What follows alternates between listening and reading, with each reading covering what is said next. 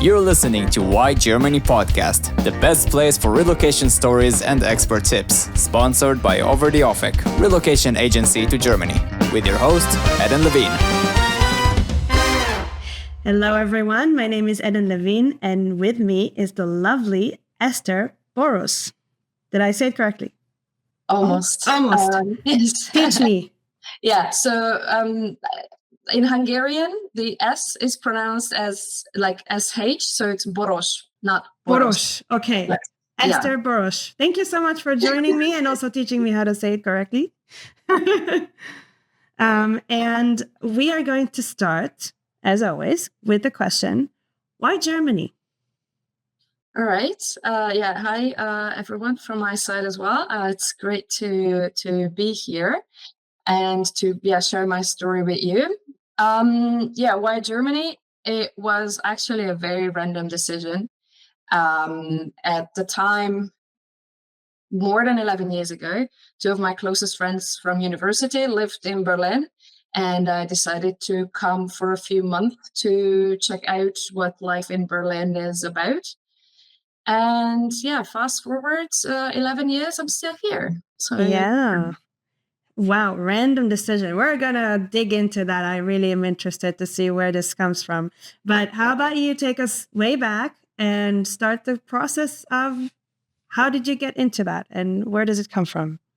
Right. So, it's because I came to visit or to spend time with university friends, I guess. It started at university. So I grew up in Hungary, in Budapest, in quite a normal childhood and early adulthood. And then after high school, I went to university in the Netherlands, in Maastricht, and I spent 3 years studying there. And afterwards, I was kind of equally clueless as for what I wanted to do in life. For lack of a better plan, I moved back home. I kind of had the feeling, the pressure from everywhere that I need to get a job. So I got a job where basically, the unique skills I could show for was speaking fluent English and Spanish, and I got a respective job. And after half a year, it was quite clear that that job was not stimulating enough, that with many of my friends, we kind of, grew in different directions. I spent 3 years, in the Netherlands, meeting people from all over the world, and they kind of, stayed with the same group of friends, going from high school to the same university, staying in the city. And that was hard to manage at the time. And we've found each other again since, but at the time it was tough. And so Hungary did not feel like the place to be.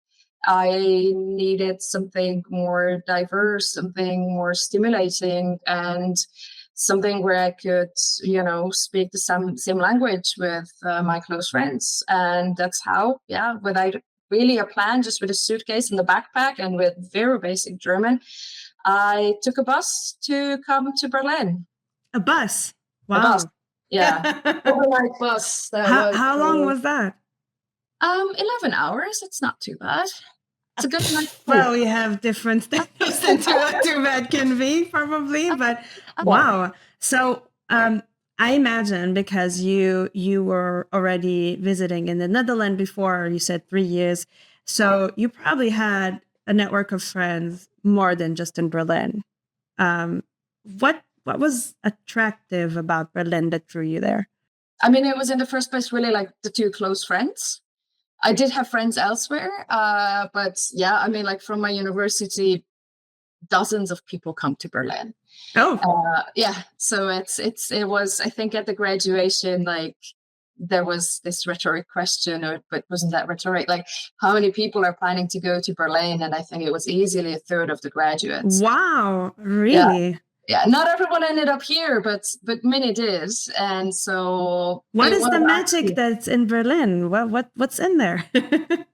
What's the magic? I think it's the openness, the diversity, the the multiple layers of what you can do here. I did a liberal arts degree in Maastricht, and so some of my friends ended up going to international relations, others into psychology. I ended up going to business. So it was a very diverse group, and that is kind of also the beauty in Berlin, that you can find that sort of diversity, and you can develop your career in all of the above mentioned fields and so much more, and at the same time have the cultural, somewhat natural, or like nature benefits as well. So yeah, absolutely. Take us through.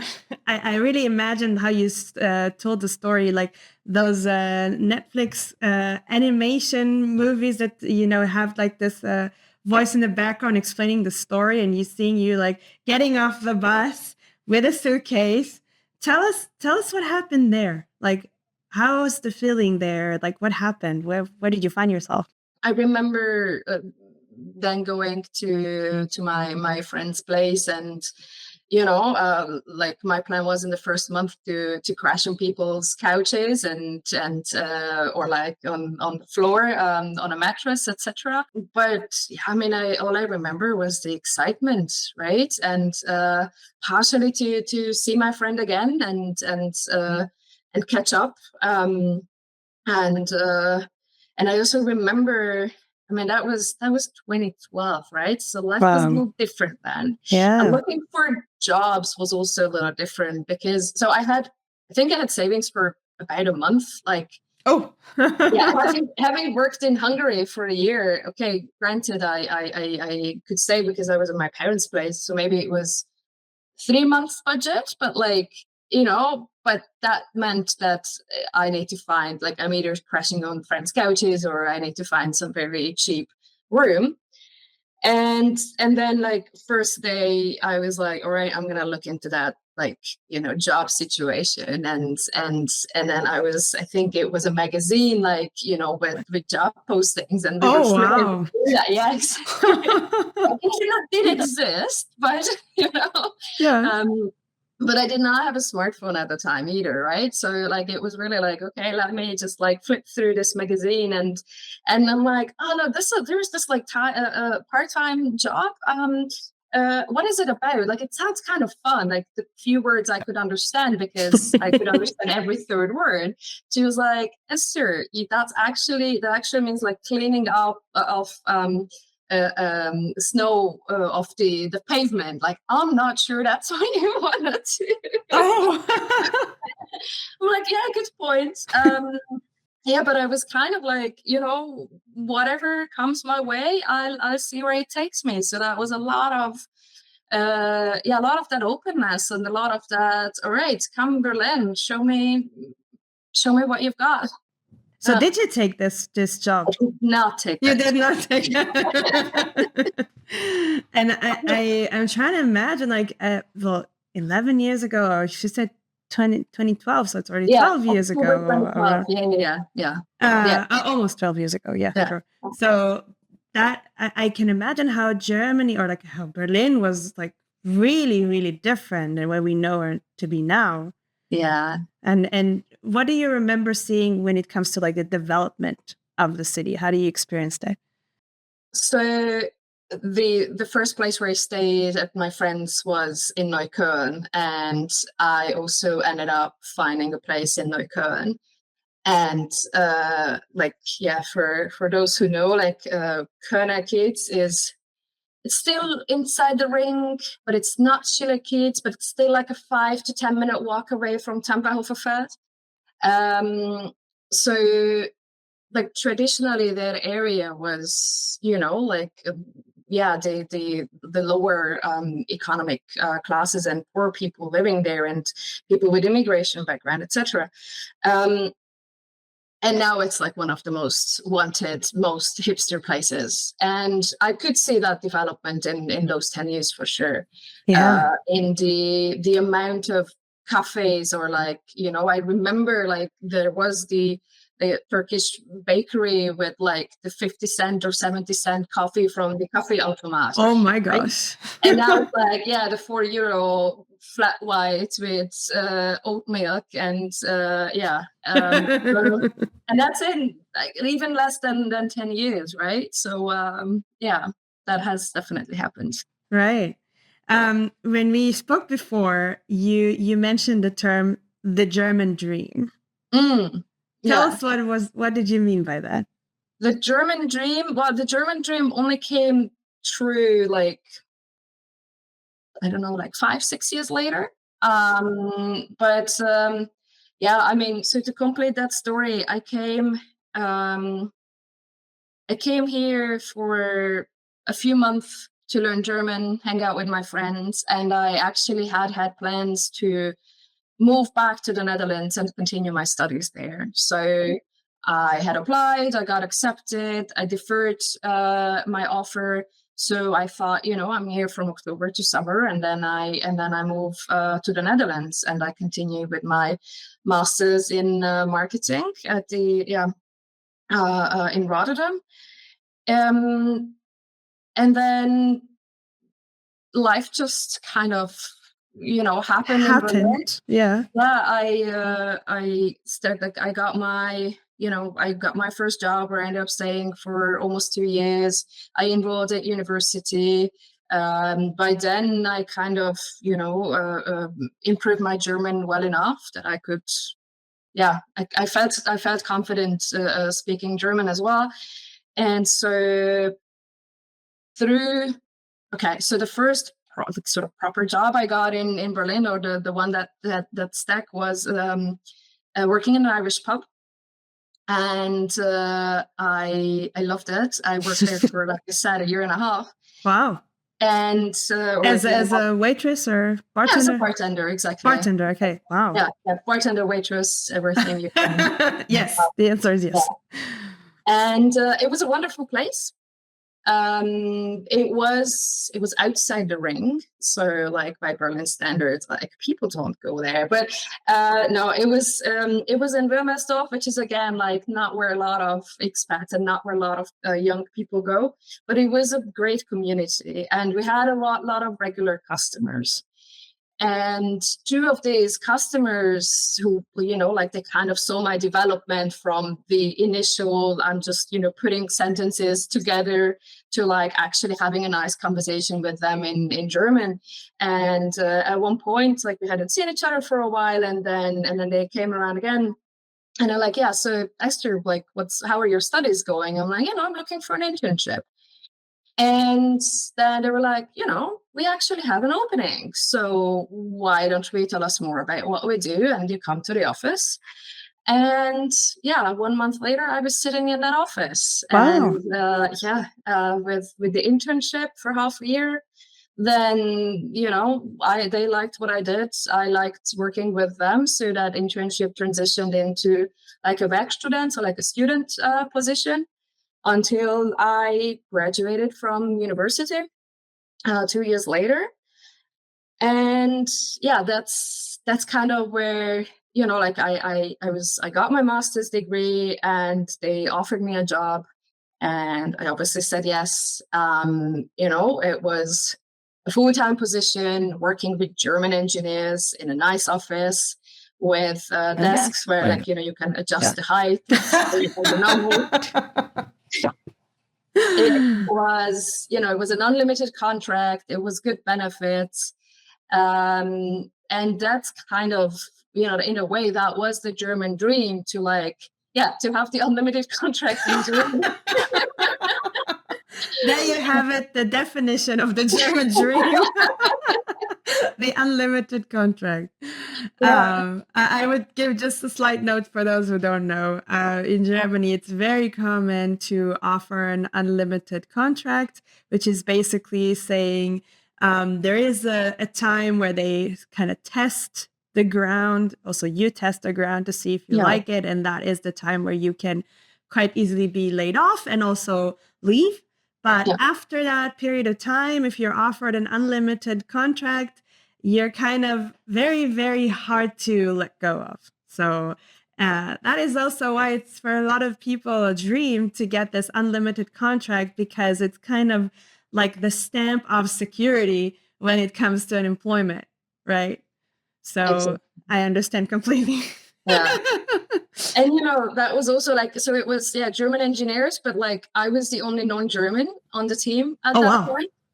And I worked in marketing and sales. Like it was more sales than marketing. But as a foreigner in a German only team and speaking German with them all the time, like, that was another kind of like a very important stamp of approval that I managed to master the language well enough. And integrated. Well enough exactly. So wow, that was in many ways the dream. Did you feel comfortable in that situation when you're like the only non-German? Like how was it being treated in this environment? I mean, there were challenges, definitely. Tell us. But it's also it's not just the German versus Hungarian culture. It is multiple levels to like, smaller, like, or like subcultures as well. Because most of my colleagues were actually from West Berlin. And there was only one person from, former East Germany. And with him, we just had a connection that I did not share with anyone else. Oh, because of the mentality, kind of. Exactly. You say, okay, exactly. Wow, I didn't think about it. And then, there was a bit of an age difference. I was like, there were some of us in the student age group, and then everyone else, like the engineers, were like 20 years older. Oh, right. So then there is like, even though it was the informal like Duzen culture, so like we were not addressing each other formally, and but still, like, there was that, like, like you could be my parents, like there was that 20 years or 20 plus years difference. And I mean, engineers, and like, if you're not an engineer, you just need to say engineers. Punkt. Like it's interesting. The other German term is like the Quereinsteiger, right? Like if you're coming from one industry or one sector to another, and like kind of like just transition into something something new. Like I was the Quereinsteiger. In many ways. And I think like back then, I definitely did not have the confidence or like, the self-confidence to turn it to my benefit and to the benefit of the company, that, like I have a different perspective. I was trying really hard to fit in and to integrate.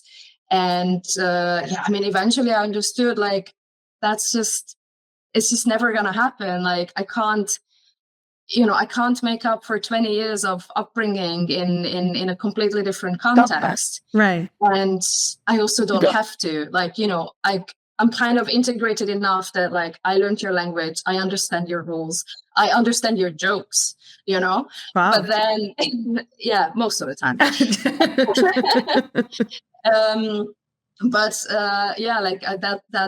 That experience also has helped me kind of recalibrate it, that like there is, I think, that respectful and that like groundwork of that the integration that is important. But beyond that, like, I'm never gonna be as German or like as much of an engineer either as those guys were. Yeah. Right. But then when we spoke before, you mentioned that you're more German than Germans. So where do you see that happens? Well, there is that. I am there were things in my personality that helped the integration. I like structure.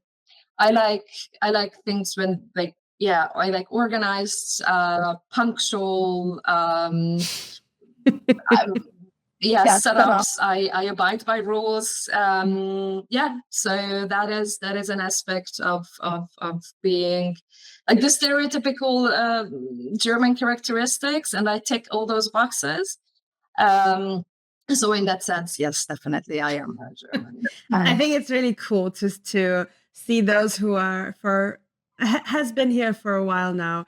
And I hear some of them saying like, yeah, I'm now Germanized. And everybody has a different definition of what that means. Yeah. But it all falls into like these categories of like being in order and being like between the law, like obeying the law, being on time. But sometimes you hear of those Germans who are none of that. And you're like, so where is it? So what is the real Germanized meaning, So I think we also help evolve and change this definition somewhat.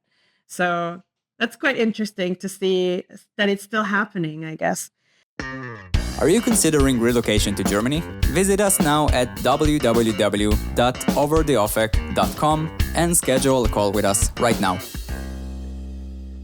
So in the time frame of your story, we are now at the place where you're in this job.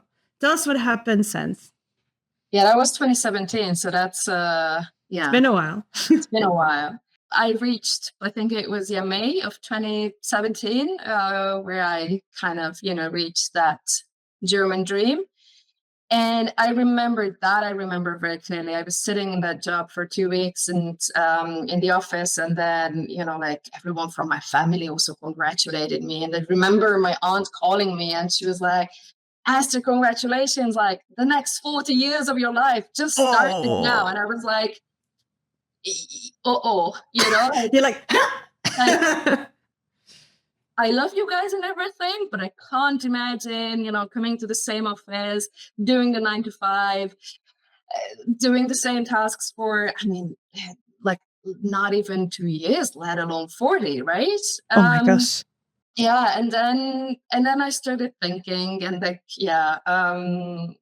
and then very quickly I realized that as much as I liked working there, this is not gonna be my unlimited. I'm not gonna use that unlimited contract to an unlimited extent, and so I saved up some money, and like less than a year later, I went traveling.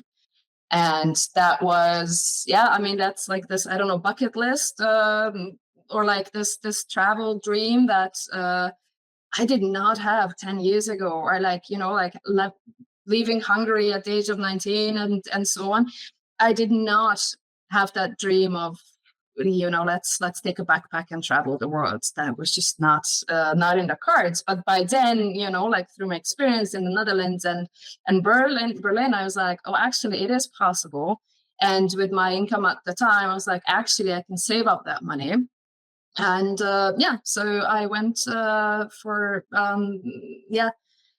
traveling for 8 months. Which was one of the most transformative experiences of my life. And I came back to Berlin, September of 2018, and like somewhat a different person for sure. It was interesting because in that 8 months, like. 2 of my friends got engaged, 2 others, like, you were expecting kids by the time I got back. And I was like, hello world, like, let's do more of this. I'm back. Exactly. And hey, like, let's experience Berlin in like, I don't know, new ways. And at the same time, so that was like an interesting development in my friendships in Berlin. And at the same time, I also took that time to reflect about like what I want to do in life, or like what's important to me, what values, purpose. We hear that a lot as well.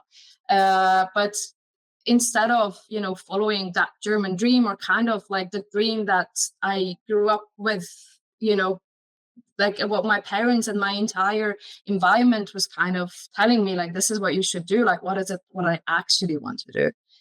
And and that's and it kind of set me on a new path. So I started working for like also at the same time from marketing. I transitioned to controlling, so like management accountant. That's what my master's is in. So I got a part-time job working as a controller, and at the same time, I started working with a Hungarian NGO around the topic of career choice and how to find that like meaning and impacts in our lives. And that's that kind of was happening for the next 5 years. Wow. That what a transition, right? This is like, and you're saying basically I took my German dream and dismantled it in a sense. Although I find it like, for now, it seems like the time that you took for yourself for traveling, it's also somewhat Germanized. I see that like so many Germans have like this time where like, oh, I'm leaving everything, going for a semester here, half a year there, 1 year there. So it's kind of like you're still you're using that and the option that you were given somewhat to even put it forward even more. And do you think this whole travel time is what helped you kind of to readjust and to understand, hey, this is not actually what I wanted in life? For sure. And it's, I mean, like, so I went from the German dream to the Germans' German dream, right? Or like to the Germans' dream. Like it's, right. Yeah, no, it's true. And I think it did help because it was the first time I got outside my bubbles, right? So, and like bubbles as much as, yes, obviously family is concerned, but also, I went to a competitive high school, I went to a good university, and then I went off to business studies. So that's a very small subculture, very small section of society. And I mean, there is no right or wrong there, I think, but I did not think there's so many more layers and so many more aspects that I just did not see and did not experience, or like I saw from the outside but never actually talked to people. And while I traveled, part of it, or some of the best conversations I had, were when I was hitchhiking in New Zealand. And then, like the most random people picked me up, and then very quickly, like, what do you do in life? And like, oh, that's really interesting. I would never think of that. And, and then that's where my journey started, and it finished on the Camino, like the Way of St. James, this like pilgrimage in northern Spain. And I spent 2 months walking there, basically. And that's another place where you meet people who otherwise are very unlikely to meet, and especially in that constellation. And that's also, like a very humbling experience of all of you are pilgrims, like all of you like carry 2 t-shirts, and like, I don't know, but yeah, the same, you need the water just as badly, because the distance is the same and the heat is the same, and you sleep in those hostels and you wash your own clothes every day, etc. So like you kind of have that basis of we're equals here. And then like after, at the end of the day, you start cooking with someone, and then you come to like, actually, what do you do? And like, I'm a CEO, or I was in prison last year. And then you sit around the same table and have a nice conversation. Yeah. Wow. So it's another way of networking from a different starting point, I think. I mean, you talk about this and all the thing is like, it's a cool way of networking when you never thought it would be something that would give you something, right? It's like you don't come for the purpose of networking in a sense, but it ends up being this way. But I mean, you want to call it networking, sure. And like, I mean, creating networks that you never knew you're gonna do.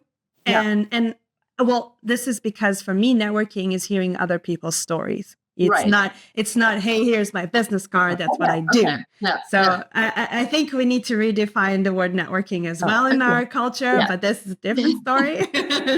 I feel like what we do with the podcast is also networking, because I get the chance of listening to such amazing stories. And I mean, I would never consider to just leave everything and go for 8 months in like wild places and traveling in like forest and caminos and stuff like that. Yeah. But I love the stories of hearing of those who did it and what happened in that sense. It's like I'm reliving it in a sense, but from a safe space. Let's go with that.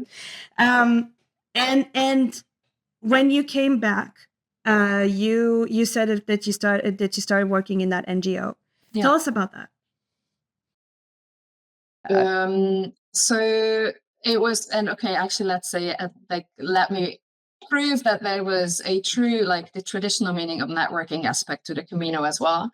That I did meet someone from Hungary on the Camino, and based on our 2 conversations, we were like, you know what, like we kind of we experience different similar things, and we want to work on the same topic around career choice, and kind of the idea of following your parents' dream, or like that's not great, or like that's what's a nice metaphor, or like what's I mean, I think it can be very limiting to many, because the rules have just changed so much, that like the world has changed so much that following the guidelines and the principles our parents, and even like someone like half a generation above me had different rules of the game to start with. And and we kind of wanted to share this experience and this knowledge with those who were at university at the time, and especially focusing on Eastern Europeans, because as we just said, like that's a really young German person's dream to just leave everything behind and go traveling and go volunteer overseas and just hitchhike through here and have that experience. And I think it's changing, and it's also becoming more accessible, not only to Western Europeans but also others. And we wanted to support this this transition in Eastern Europe. Not just Hungary, but other other Eastern European countries. And that's how it started. And then we started cooperating with a Hungarian NGO and organized all sorts of different workshops offline. And soon enough, COVID hit, so also online. We implemented a couple Erasmus Plus projects and other funded projects for, again, like focusing on that university age target group to approach, it's not that they have to follow my path either. It's more we wanted to inspire or sort of induce this reflection of do what you want, but like think about it what you want, and not what other people tell you, or just simply like diversify your sources, like have more role models than your parents, teachers, and uncles and aunts, right? Like there's so many more paths, and like create your own as far as possible, right? Basically to come to a decision from a place where that there are more options than just like one or two. That's very powerful. It's very empowering. I think I am encountering it more and more. Those who kind of like, hey, I have this way. That's where I'm going. And you're kind of like, is in the metaphorical way, breaking those walls into like, hey, have you seen this?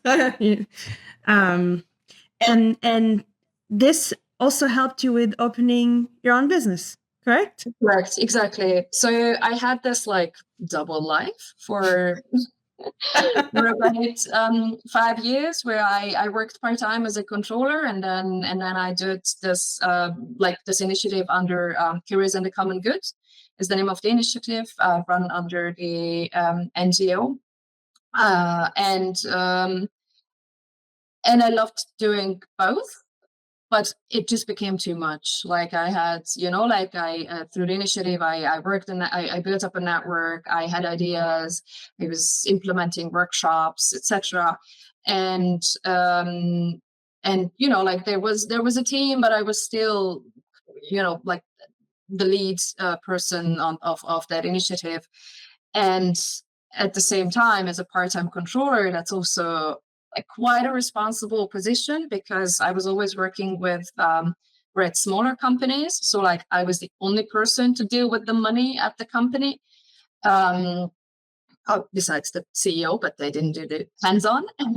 So so that was just too much. And and again, I mean, I needed a bit of financial stability.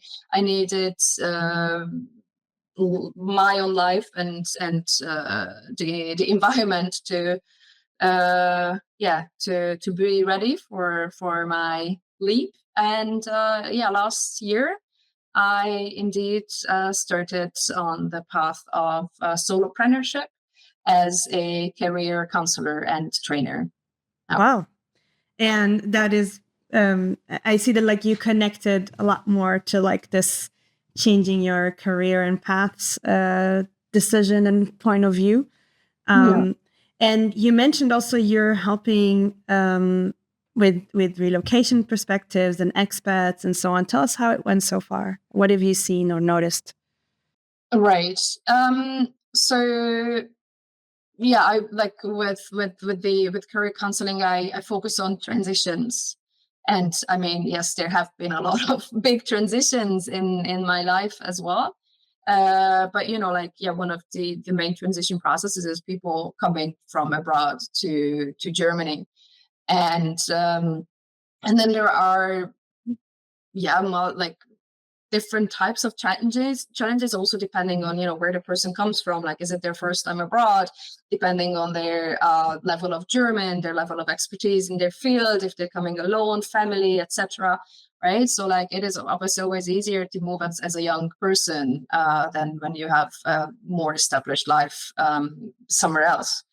And and I mean, that's one aspect of the expectation, this expectation management of people who worked 5-10 years in their fields in their home country and have a quite well established life, and also have reputation, and they know their job well, or they do their job well, and they have the social network, etc. But then for either financial reasons or kind of political or social reasons, they just feel it's time to leave the country, and they come to Germany, and there is kind of a calculated, you're not gonna, most people do not continue in the same position as they were before.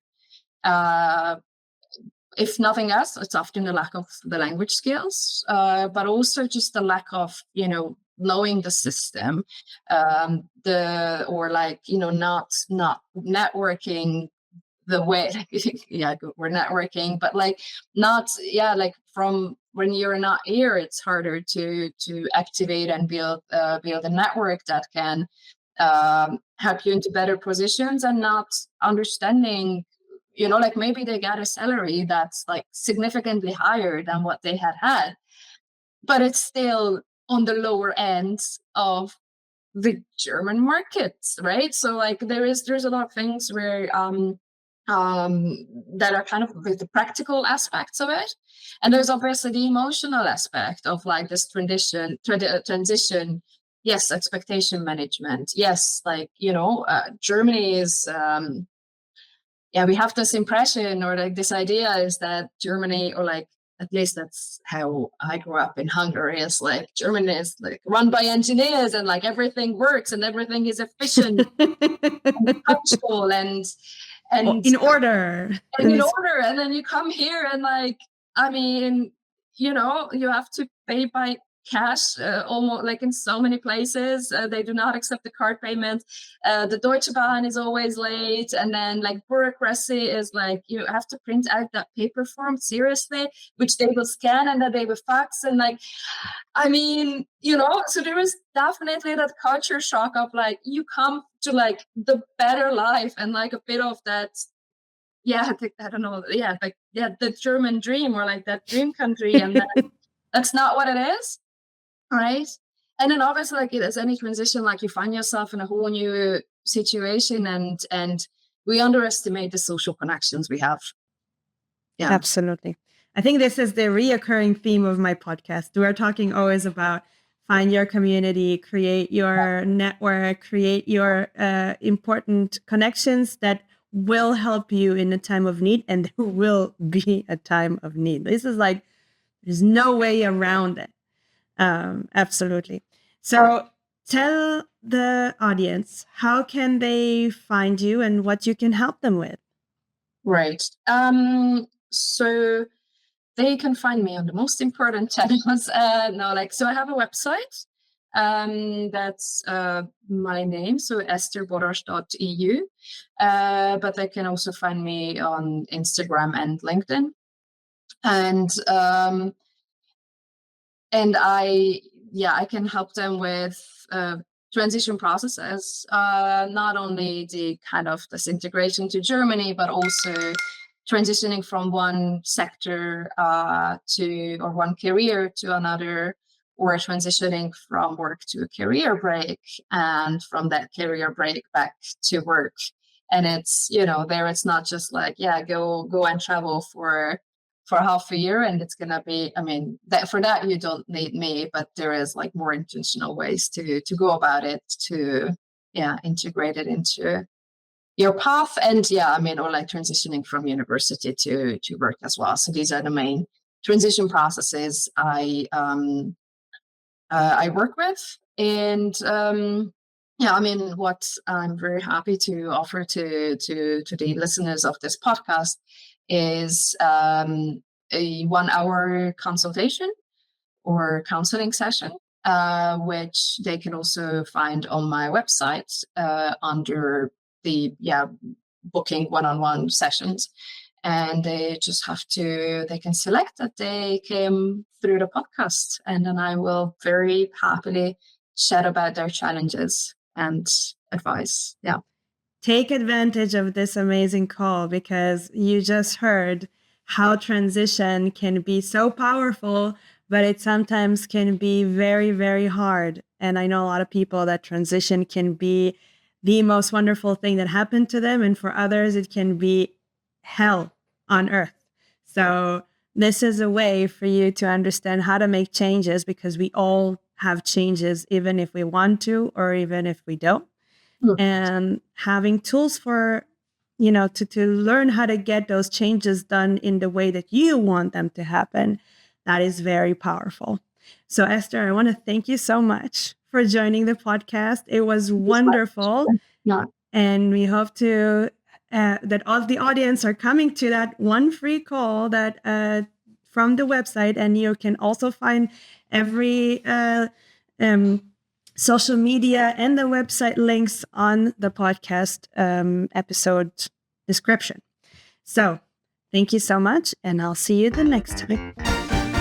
We hope you enjoyed listening to this episode of Why Germany. If you want to learn more about relocation, make sure to visit overtheoffic.com, your relocation experts.